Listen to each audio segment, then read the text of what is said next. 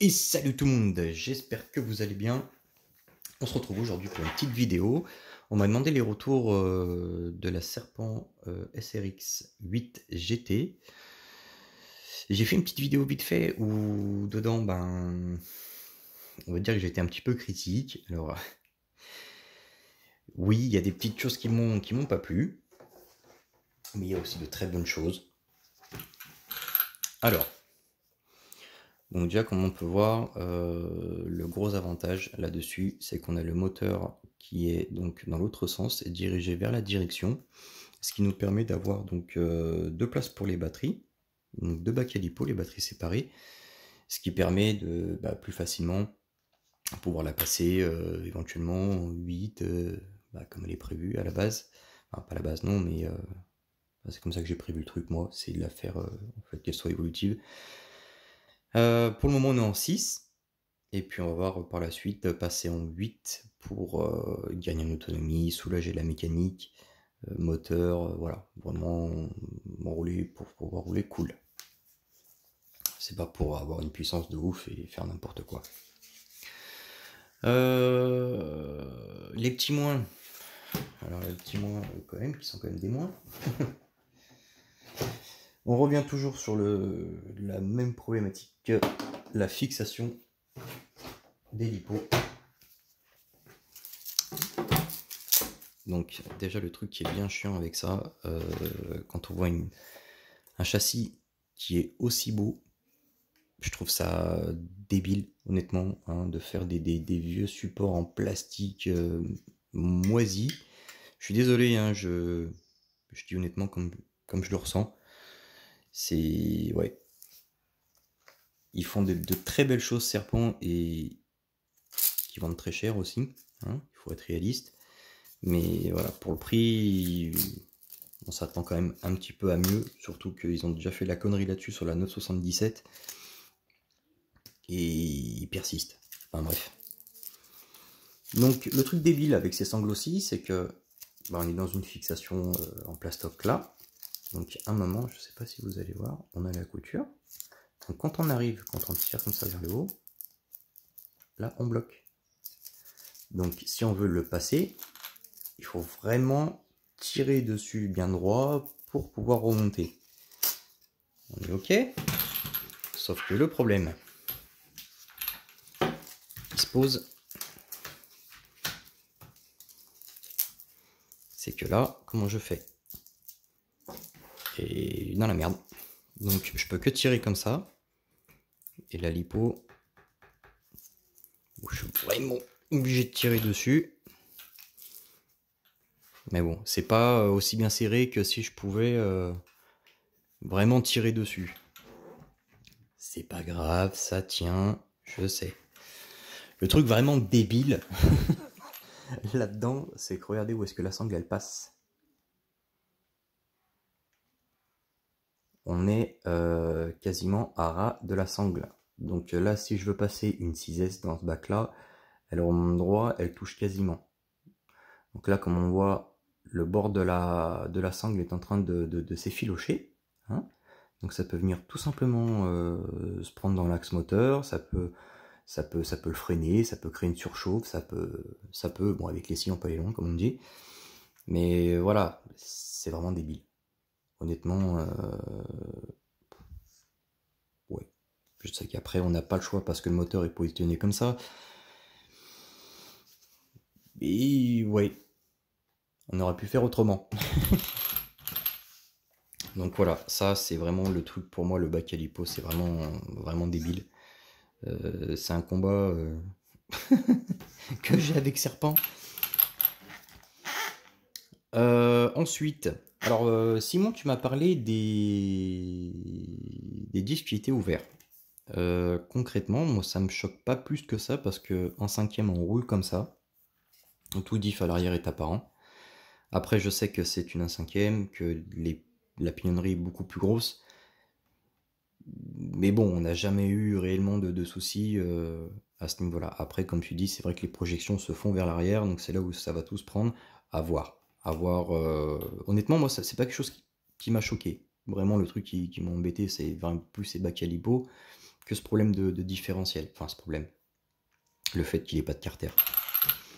Donc pour moi, voilà, ça me choque pas plus après avoir l'utilisation, bien sûr, parce que pour le moment, on n'a aucun retour piste. À voir, ça sera surveillé, voir si c'est vrai que les bouloches de pneus vont se mettre dedans, si ça s'accroche ou pas, je sais pas du tout, on verra. Je suis désolé, madame est en train de téléphoner à belle maman, ça fait du bruit. Et oui, 40 jours les mecs, ça va être chaud.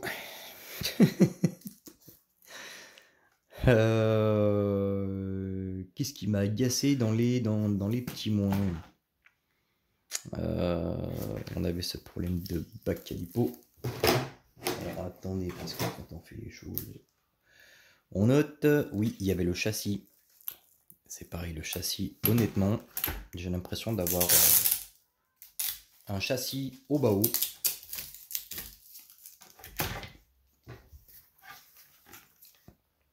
Voilà, là je suis vraiment là aussi déçu. J'ai l'impression d'avoir un châssis basique au bas haut. On les met à côté, je pense qu'on voit pas la différence. Quand on voit que pour moins cher, une Hot Bodies, une Zworks, on a des châssis rainurés, fraisés, qui sont magnifiques. C'est juste point de vue esthétique, hein, mais pour moins cher, on a quand même des châssis un peu plus jolis. Alors je sais que c'est des châssis qui sont à la base beaucoup plus typés, ce qui paraît c'est buggy truggy. Donc c'est pour ça qu'on retrouve ça. Bon après, un 5e par exemple qui est là, c'est pas un châssis issu du TT où elle est quand même fraisée, rainurée. Voilà, ça c'est vraiment dommage, une fois de plus pour le prix. Alors je sais qu'il y a la LWB qui est sortie. C'est un châssis plus long, je sais pas du tout à quoi il ressemble encore, je suis pas allé voir, j'ai pas les infos, il faut que je me renseigne. J'espère que ça sera plus joli que ça. Après, une fois de plus, j'en reviens toujours au prix. Si je suis aussi critique avec cette voiture, c'est par rapport au prix. Pour moins cher, je le répète, on a des véhicules qui sont comme X-Ray, par exemple, 50 € plus cher qu'X-Ray. Voilà, je trouve ça un petit peu dommage. Allez voir même sur Artel Shop, hein, vous allez voir la finition d'un châssis Zworks, Hot Bodies, Mugen, X-Ray. Vous regardez les prix et ensuite vous regardez ça. Alors par contre, alors attention, il n'y a pas que du moins, hein, parce que la finition carbone est quand même magnifique. Les supports de différentiel au centre, c'est tout de l'aluminium, ça aussi c'est de l'aluminium. On a une finition qui est top, vraiment top sur l'alu. C'est vraiment super joli. Les amortos au top aussi, franchement c'est en qualité serpent. Hein. Là-dessus on peut pas dire. On a une tourelle de 5 mm en full carbone, comme on peut voir, elle est bien balèze. Donc ça c'est pas mal. Désolé, il y a les poules aussi qui font chier à côté. C'est nature peinture. Oui, on a aussi, comme sur la FG, comme sur la 5e, on a un système donc au niveau de la cellule là de demi-coquille. Donc ça veut dire qu'en théorie, on a un démontage rapide, un démontage possible, rapide des différentiels.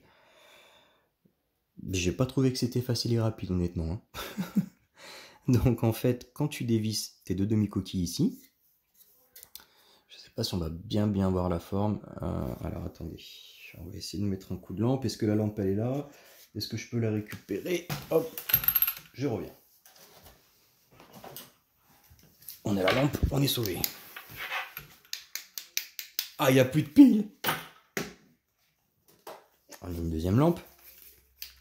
Ah, il n'y a plus de pile non plus. Bon, on fera ça la lampe. Alors, qu'est-ce qui est chiant là-dedans? Alors, je sais pas si tu vois la forme en fait de la demi-coquille, elle fait comme ça. Et ensuite, tu as le cercle. Ok, tu as ton demi-cercle. Ah, là, on voit un petit peu mieux. Sauf que tu vois, ton diff, il est calé donc avec cette petite bague que tu peux tourner, retourner, où tu as des hauteurs différentes pour ton différentiel, pour ton réglage. Tu as donc la petite pointe ronde du différentiel, enfin de la plaque pour caler, la petite plaque noire. Je sais pas si tu vois. Ah, là, on voit la coupure. Nickel. Donc, putain, il faut chier ces poules. Donc, alors, comment ça se présente la chose? Tu enlèves tes deux demi-coquilles, tu as ton arrondi. Donc, tu peux pas sortir droit parce que ça fait un arrondi par rapport à la coupure. Enfin, comme ça a été, tu vois. Là, tu as la coupure et après, tu as un bout d'arrondi. Donc, ça veut dire que tu es plus haut, tu peux pas passer droit comme ça. Même chose pour en bas, vu que ça s'arrête comme ça. Donc, on se dit, on va faire quoi? On va positionner le diff comme ça et ensuite le relever. Ouais, mais non. Ça, après, peut-être que j'ai pas la technique ou voilà, hein, il y en a qui y arrivent ou ils mettent en force comme ça légèrement de biais et après ils viennent serrer pour que ça vienne plaquer. Non, je m'amuse pas à faire ça. Moi, je prends mes cellules. Ce que j'ai fait, je les ai montées entièrement. J'ai mis le diff à l'intérieur. Donc tout était bien droit, bien calé et j'ai posé ma cellule sur mon châssis. Voilà comment j'ai fait. Donc ça m'a obligé de redémonter sur les étapes notice parce qu'ils ne procèdent pas comme ça. C'est t'enlèves tes deux demi-coquilles, tu viens foutre ton diff et tu viens serrer. Sauf que ouais, les ingénieurs, honnêtement, entre ce qu'il y a sur la notice et ce qu'il y a en pratique, c'est pas pareil. Honnêtement, les mecs, c'est pas pareil du tout. Voilà, ça c'était le petit moins aussi. J'ai trouvé un petit peu débile, donc ça veut dire que démontage rapide, oui, tu peux l'utiliser pour enlever ton diff rapidement, mais pour le remettre, si tu veux faire ça correctement, tu es obligé de démonter ta cellule. T'as pas le choix. Enfin, perso, je fais comme ça. Si après quelqu'un a une technique à me dire, oh, moi je fais comme ça marche nickel et tout, pas de souci les mecs, vous pouvez me dire, je suis open, hein, je suis ouvert, on est là pour partager, attention. Sinon, bah, ça aussi c'est pareil, j'adore par contre les petites finitions. J'aurais bien aimé avoir les finitions carbone, c'est pareil pour le prix. Ça va être l'option à acheter plus tard chez Serpent, les petits malins. Ou on les fera faire par quelqu'un, je sais pas, on va voir. Parce qu'on a des contacts des personnes qui font de l'usinage sur carbone, donc ça peut être des pièces qu'on peut faire faire.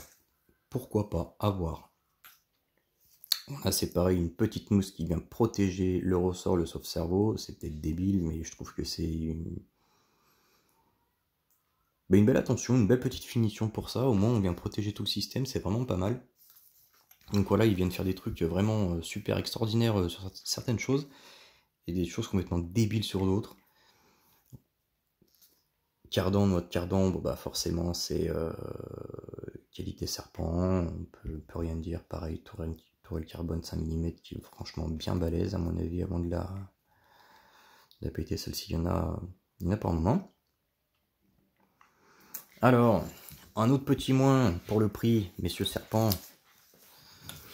Donc, dans nos diffs, dans nos noix de cardan, pardon, excusez-moi. Alors, on va se mettre... Voilà. Pour venir caler en fait ton cardan ici, tu vois, parce qu'il bouge, c'est normal. On a quoi? On a des espèces de vieux joints toriques. Je dis pauvres et vieux joints toriques, oui. On a donc des petits joints toriques qu'on doit venir insérer là-dedans, en travers ou on sait pas trop, donc c'est pas top. Donc ouais, quand tu arrives à les placer correctement au fond de ta noix, t'as ton cardan qui se balade toujours un petit peu, mais on va dire que c'est ce qui permet de le caler.